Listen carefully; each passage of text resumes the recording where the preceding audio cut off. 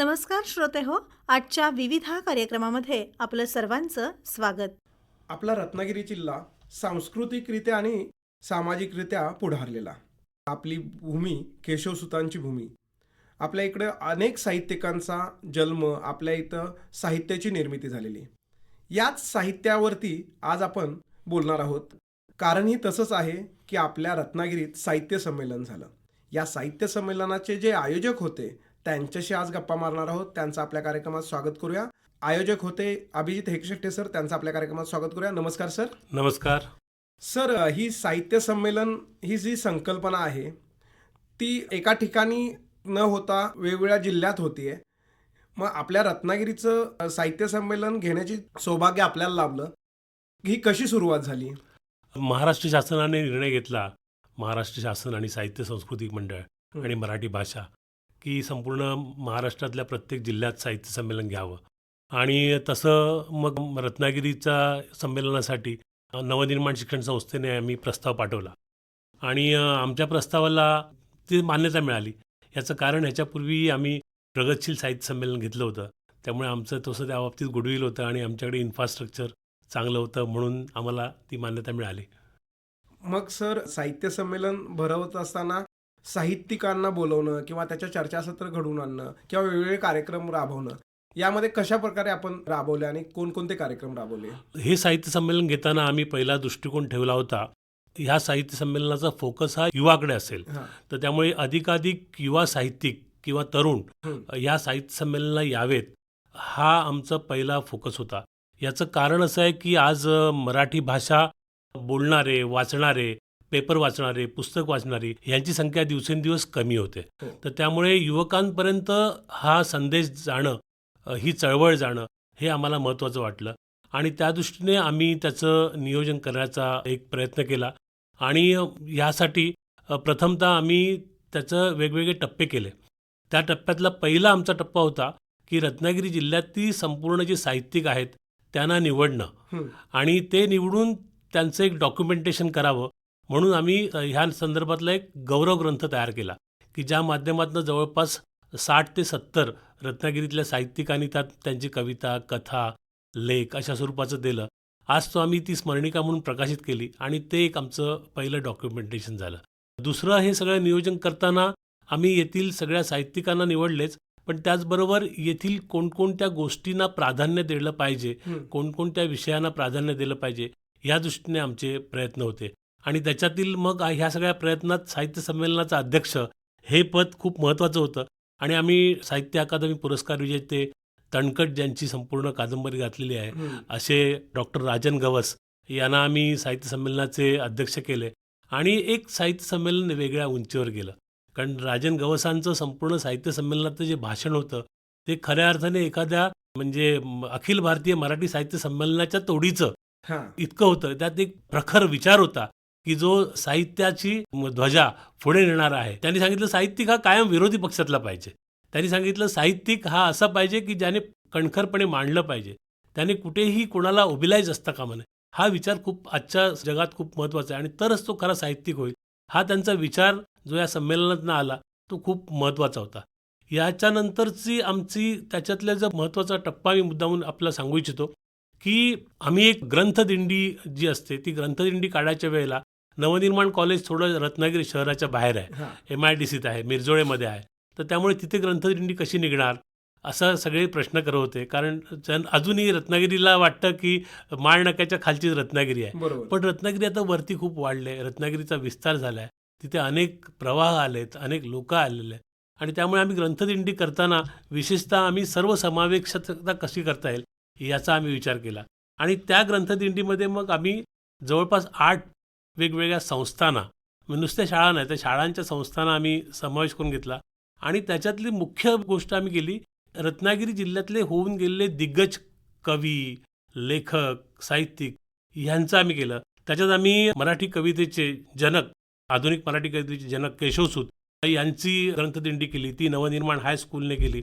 पूज्य साने गुरुजींची केली, ती SP हेकशेट्टे कॉलेजच्या डॉक्टर गवाळे सरांनी जबाबदारी घेऊन केली. कुसुमताई अभ्यंकर या रत्नागिरीतल्या लेखिका आमदारी होत्या. गोगटे कॉलेजचे प्राध्यापक प्राचार्य साखळकर यांनी त्याची जबाबदारी करून त्याची उत्तम पद्धतीने दिंडी केली. बद्दी उजमा खावर, की जे नाव आज अनेकांना माहितीच नाही आहे, बरोबर. पण हे दापोलीचे गझलकार, हं. फार मोठे गझल, म्हणजे त्यांनी दापोलीपासून दिल्लीपर्यंत आपल्या गझलचा प्रभाव हे केला होता. तर त्याची MD नाईक हायस्कूलचे प्राध्यापक समीर बडबडे यांनी त्याची जबाबदारी घेऊन अत्यंत उत्तम दिंडी केली. स्वामी स्वरूपानंद, की ज्यांनी संपूर्ण गीतेचा अनुवाद केलेला आहे आणि एक खूप मोठं साहित्य क्षेत्रात आणि एक श्रद्धा क्षेत्रात सुद्धा मोठं नाव आहे. तर पावस हायस्कूलच्या संतोष सामंत यांनी त्याची जबाबदारी घेऊन उत्तम दिंडी केली. डॉक्टर बाबासाहेब आंबेडकर या भूमीतले, तर ह्या डॉक्टर बाबासाहेब आंबेडकरांची YD पवार यांच्या संस्थेने जबाबदारी घेतली. लोकमान्य टिळक, त्यांचा संपूर्ण जन्म इथला, ह्या रत्नागिरीचा वारसा लोकमान्य टिळकांच्या निमित्ताने आम्ही संपूर्ण देशाला सांगतो.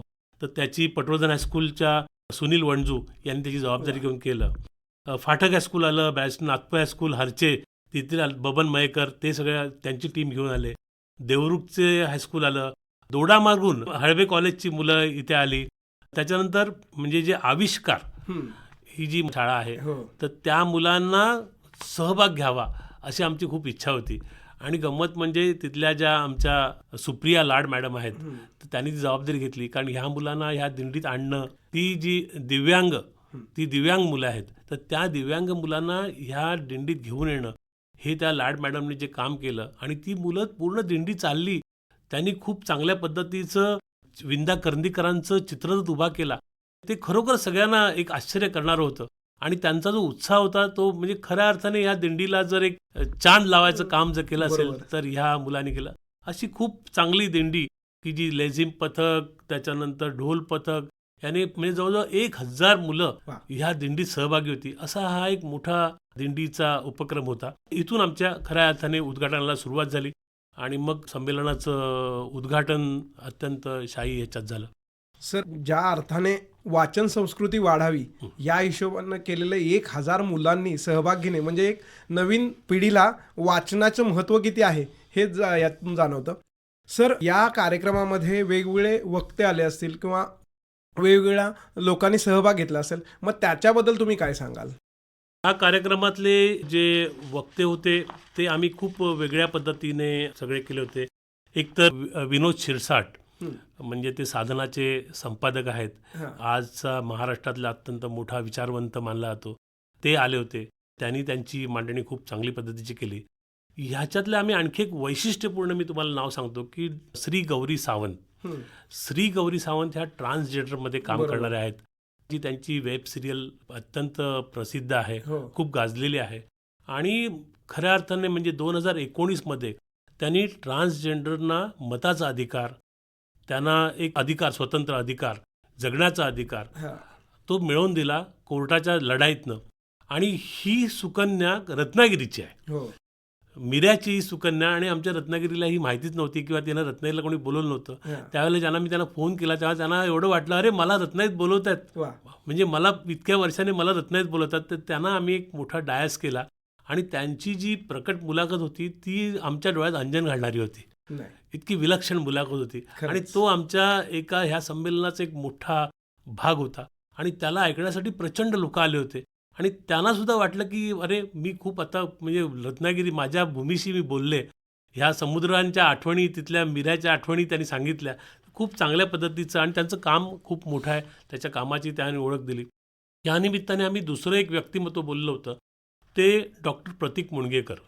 डॉक्टर प्रतीक मुणगेकर हे सायंटिस्ट आहेत, युवा सायंटिस्ट. रघुनाथ मशिलकरांबरोबर गेली 12 वर्ष ते काम करतात. वा. आजपर्यंत त्यांच्या नावावर 14 पेटंट आहेत. आणखी जगातल्या जवळजवळ 30 देशातल्या विद्यापीठातून त्यांची व्याख्यानं होतात. आणि 28 वर्षाचा हा युवा सायंटिस्ट, बापरे. त्याचं आजोळ रत्नागिरीत आहे, हां. गुढे वटारमध्ये. तर त्यांना आम्ही शोधलं आणि त्यांना बोलवलं. तर त्यांना एवढा आनंद झाला की म्हणे माझी रत्नागिरीत दखल घेतली गेली. आणि दुसरं मला त्याच्यातलं महत्त्वाचं वाटलं की त्यांच्याकडे एवढं अफाट ज्ञान, म्हणजे आज आर्टिफिशियल इंटेलिजन्सवर ते काम करतात. संपूर्ण जवळजवळ 25,000 मुलांच्यासाठी त्यांना लेक्चर्स द्यायचं, त्यांना शिकवायचं त्यांनी आजपर्यंत काम केलेलं आहे.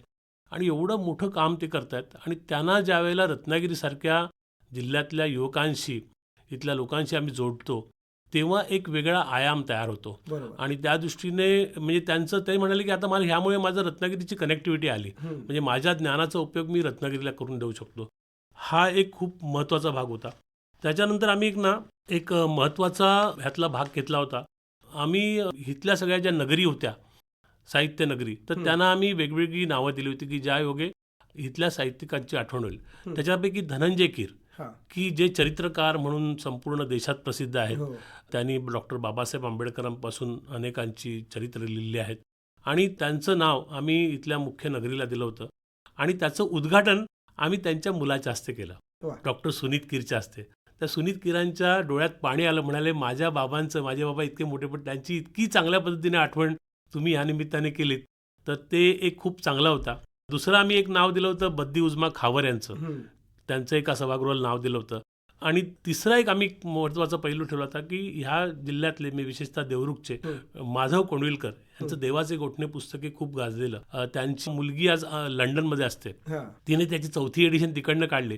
ती 4थी एडिशन तिने मला खास त्या दिवशी भेट म्हणून पाठवून दिली. वा. आणि त्यांचं नावाने आम्ही ग्रंथ प्रदर्शन त्याच्या नावाने केलं होतं. आज त्या ग्रंथ प्रदर्शनात शासकीय ग्रंथालय आलं होतं की ज्यांचं गव्हर्नमेंट प्रेसची, आणि ते एवढी पुस्तकं घेऊन आले ते. आणि ते म्हणाले की त्या दिवशी 91,000ची एका दिवसात विक्री झाली. ते म्हणले आजपर्यंतच्या आमच्या प्रदर्शनातली हा उच्चांकी आहे, उच्चांकी आहे. हां. म्हणजे ते म्हणले महाराष्ट्रात विविध ठिकाणी आम्ही जातो, पण एवढी विक्री एका दिवसात अजूनपर्यंत झालेली नाही. म्हणजे रत्नागिरीच्या वाचकांची आणि पुस्तक खरेदी करणाऱ्यांची त्यांनी दाद दिली आहे. हा मला ह्या दृष्टीने खूप महत्त्वाचा भाग वाटतो. ह्या सगळ्या ह्याच्यात आम्ही एक अत्यंत महत्त्वाचा परिसंवाद ठेवला होता आणि तो होता बोलीभाषेचा. कारण रत्नागिरीमध्ये 2 बोलीभाषा प्रामुख्याने आहेत. त्याच्यातली एक आहे ती संगमेश्वरी बोली आणि दुसरी आहे ती कोकणी मुस्लिम बोली. तर या बोलीवर आम्ही एक परिसंवाद ठेवला आणि त्या परिसंवादावर इथल्या रत्नागिरीच्याच आमच्या सहकारी डॉक्टर निधी पटवर्धन अभ्यासिका आहेत, त्यांच्या अध्यक्षतेखाली हा परिसंवाद होता. त्याच्यात अमोल पालये यांनी अत्यंत संगमेश्वरी बोलीतलं खूप चांगली मांडणी केली. सारिका आडविलकर ह्या गोव्याला विशेषतः मुस्लिम बोलीवर रिसर्च करतात, त्याही त्यात आल्या होत्या. चिपळूणचे अरुण इंगवले तर हे असे आहेत की 7,000पेक्षा जास्त शब्द संगमेश्वरी बोलीतले त्यांनी जमवलेले आहेत. तर त्यांचं मोठं कलेक्शन आहे. आणि अशा पद्धतीचा तो परिसंवादी एक वेगळा आयाम देणारा आणि की इथल्या बोलीभाषेला एक नवा दिशा देणारा किंवा एक नवी चालना देणारा होता. हे खूप चांगल्या पद्धतीचे त्यामुळे परिसंवाद होते. ह्या संमेलनाचं मी आणखी एक वैशिष्ट्य सांगेन की डिजिटल युग आणि साहित्यिक जबाबदारी हा एक खूप महत्त्वाचा विषय होता. त्याच्यानंतर होता युवा आणि मराठी साहित्याची नवी वाट, याच्यावर एक परिसंवाद होता. आणखी तिसरा परिसंवाद होता अभिव्यक्ती व्यवहार आणि साहित्य. या सगळ्यात डॉक्टर प्रदीप ढवळ जे साहित्य संस्कृती मंडळाचे उपाध्यक्ष आहेत, त्यांचं आम्हाला खूप सहकार्य लाभलं. ह्या संमेलनाचं आणखी एक वैशिष्ट्य सांगतो की जिल्हा साहित्य संमेलनात 2 परिसंवाद एका वेळेला चालू आहेत, अशी घटना इतर ठिकाणी होत नाही. त्यामुळे आणि आश्चर्य वाटलं की ह्या दोन्ही परिसंवादाला भरपूर गर्दी होती, साहित्यिक मोठ्या प्रमाणात आलेले होते आणि असे ते 2 परिसंवाद एका वेळेला झाले. तर हे 4 परिसंवाद एका दिवसात आम्ही केले. त्याच्यातील त्याला खूप चांगला रिस्पॉन्स आला. त्यामुळे एक वैचारिक घुसण, एक साहित्यिक घुसण, एक साहित्यिक चर्चा खूप चांगली झाली. या परिसंवादातील आणखी ह्या संमेलनातील संपूर्ण एक वैशिष्ट्यावर मला आणखी सांगावंसं वाटेल की दापोली, चिपळूण, खेड, संगमेश्वर, देवरुख, राजापूर, म्हणजे राजापूरचे मदन हजारी पण आले होते आणि दापोलीचे आमचे कैलास गांधी, म्हणजे मी 2 याची माणसं सांगतो. तर हे सगळे ह्या निमित्ताने ह्या परिसंवादाला आले, आणखी मोठ्या प्रमाणावर आले. म्हणजे जो एक उत्स्फूर्त प्रतिसाद असतो की जो आज साहित्य संमेलनात प्रश्न पडतो की परिसंवादाला माणसं कुठून आणायची, उद्घाटनाला माणसं कुठून आणायची, तर हा जो उत्स्फूर्त एकदम प्रतिसाद होता हा आमचा, म्हणजे एका दिवसात किमान 2,000पेक्षा जास्त लोक संमेलनात येऊन गेली. हे एक मोठं हे पाहिजे. ह्या सगळ्या संमेलनाला आम्हाला कोकण मराठी साहित्य परिषदेने खूप चांगली मदत केली. विशेषतः मधु मंगेश कर्णिक जे कोमसपाचे संस्थापक आहेत, त्यांना मी विशेष धन्यवाद देईन की त्यांनी आम्हाला, ते येणार होते पण त्यांना येता आलं नाही, पण त्यांनी जो संदेश दिला आम्हाला, आणखी जे मार्गदर्शन केलं, त्यामुळे हे संमेलन खूप एक चांगल्या उंचीवर पोचू शकलं. सर, साहित्य, विज्ञान, त्यानंतर अध्यात्म आणि बोलीभाषा या सगळ्यांची सांगड घालून तुम्ही लोकांपर्यंत साहित्य पोहोचवण्याचा प्रयत्न केला, यामध्ये वेगवेगळ्या लोकांना त्यात माणुसकी जागवण्याचा प्रयत्न केलात, वेगवेगळ्या लोकांना एकत्र करण्याचा प्रयत्न केलात आणि साहित्य संमेलन कसं असावं याचा एक आदर्श परिपाठ तुम्ही घातलात. या सगळ्यामध्ये तुमची जी भूमिका होती ती सगळ्यात महत्त्वाची होती. म्हणजे तुम्ही एवढ्या सगळ्या लोकांना जमवणं आणि त्यांचा एका दिवसात एवढा कार्यक्रम करणं आणि तोही डिजिटल परिसंवाद करणं, असे वेगवेगळे विषय आणणं ही खूप महत्त्वाची गोष्ट होती.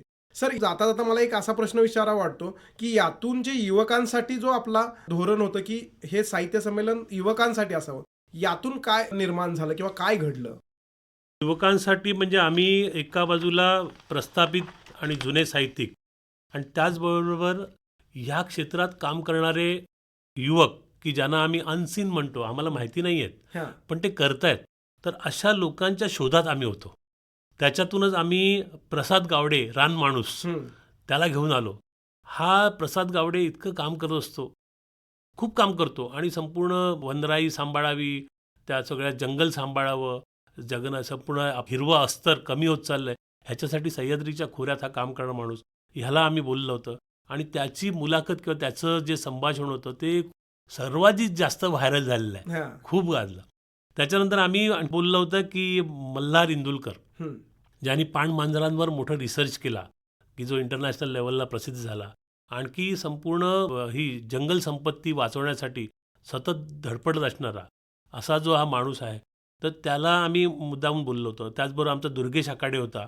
तर अशी सगळी आम्ही युवा फळी होती. त्यात आणखी एक बिर्जे नावाची एक मुलगी होती, अनुसया बिर्जे, की जी डिजिटल लेवलला त्या श्रीलिपी ह्याच्यात काम करते आणि तिच्या पुस्तकांना काही हजारो वाचक आहेत. तिचे सगळं ऑनलाईन पुस्तक असतं ते वा.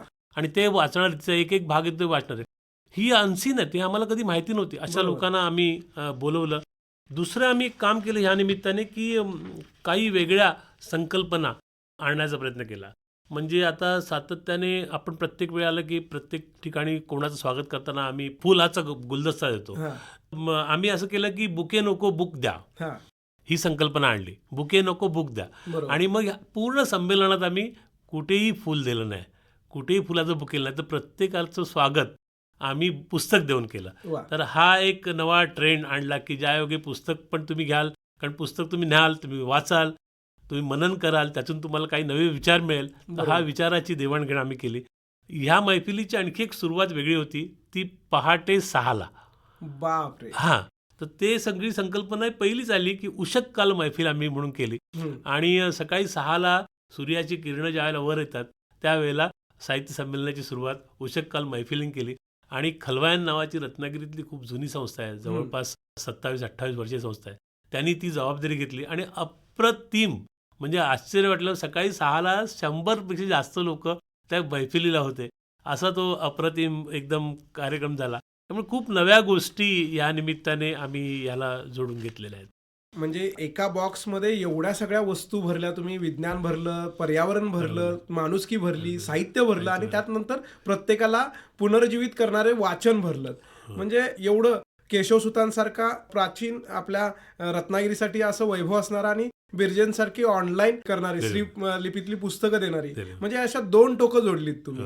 सर, म्हणजे खरंच कौतुक आहे तुमचं की या सगळ्या गोष्टी करत असताना तुम्ही म्हणजे त्याला सगळ्या गोष्टींचा आयाम आणलात. खरंच म्हणजे धन्यवाद द्यावे तेवढे थोडेच आहेत तुमचे. या निमित्ताने आणखी आम्ही कारण आमचा सगळा फोकस हा युवा होता आणि युवाला जास्तीत जास्त मराठी साहित्याकडे, मराठी भाषेकडे जोडून घ्यावं अशी संकल्पना होती. त्यातही आमच्याकडे मोठी जबाबदारी होती, म्हणजे जिल्ह्यात होणारं संमेलन हे अधिक वैभवशाली झालं पाहिजे, अधिक प्रगल्भ झालं पाहिजे. तर त्यासाठी आम्ही अधिकाधिक युवांना जोडलं. दुसरं ह्या निमित्ताने आम्ही एक युवा कवी अनंत राऊत यालाही या निमित्ताने प्रथमच इकडे बोललो होतं, की ज्याला अफाट प्रतिसाद लाभला, अनेक मुलं आले. आणि ह्या संमेलनाचा शेवट करताना आम्ही आमचा पुन्हा संगमेश्वरी बाणा सोडला नाही. संगमेश्वरी बाज हे आम्ही नमन नाट्य तिथे ठेवलं होतं, की ज्या माध्यमातून सुरुवात उषक कालने केली आणि संमेलन त्याचा समारोप रात्री 12 वाजता त्या नमनाने केला. तर त्यामुळे गणपती आला आणि नाचूनी गेला, हे जे नमनाचे हे आहे, तर बरोबर. त्या नमनाने आम्ही त्याचं संमेलन केलं. अशा पद्धतीनं खूप उत्साहात पूर्ण दिवस, पूर्ण गर्दीत हे संमेलन झालं. आणि त्याच्यात मला विशेष धन्यवाद द्यायचे ते नवनिर्माणच्या स्टाफला. नवनिर्माणच्या संपूर्ण प्राचार्यांपासून कॉलेजचा सर्व स्टाफ, आमची सगळी टीम यांनी खूप मेहनत करून अत्यंत एक मॅनेजमेंटचा उत्तम नमुना बरोबर आहे. त्यांनी दाखवून दिला आणि खूप चांगल्या पद्धतीने त्यांनी व्यवस्थापन केलं. त्यामुळे त्यांनाही या निमित्ताने मी धन्यवाद देऊ इच्छितो. सर, एकूणच एवढ्या सगळ्या एका दिवसात एवढं साहित्य संमेलन बसवणं खूप अवघड असं, आणि तुम्ही ते म्हणजे एवढं सांभाळलं, या सगळी धुरा सांभाळून ते व्यवस्थित पार पडलं, त्याबद्दल तुमचे आभार. आणि खूप छान अशी माहिती दिली, त्याबद्दल तुमचे आभार आकाशवाणीतर्फे. धन्यवाद. बरं तर श्रोते हो, आपल्या आजच्या विविधा या कार्यक्रमाची वेळ संपत आली आहे. तेव्हा आजच्या पुरता या कार्यक्रमातून आपला आम्ही निरोप घेतोय. नमस्कार. या कार्यक्रमाला निर्मिती सहाय्य होतं संपदा पिलणकर यांचं आणि सादर करते होते योगीराज बच्चे.